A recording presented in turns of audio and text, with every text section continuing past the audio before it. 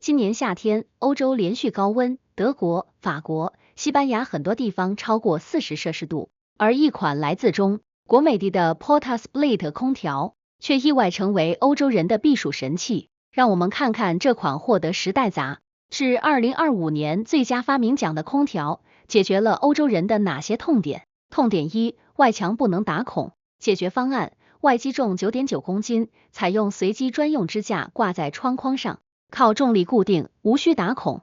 痛点二，安装要持证技师。解决方案，出厂预充冷媒，管路挤连好，插电即用。痛点三，德国夜间噪音不大于35分贝。解决方案，压缩机外置，室内机睡眠模式35分贝以下。痛点四，法国制冷剂大于2000克要定期枪验。解决方案，冷媒量卡在1.99公斤，避开检验门槛。痛点五，租房搬不走。解决方案，整机可拆卸，搬家带走，还能接电动汽车用于露营。痛点六，只能夏天使用。解决方案，可自行调整为空气源热泵，用于冬天取暖。这样把用户心里摸得透透的中国制造，活该它在欧洲卖爆。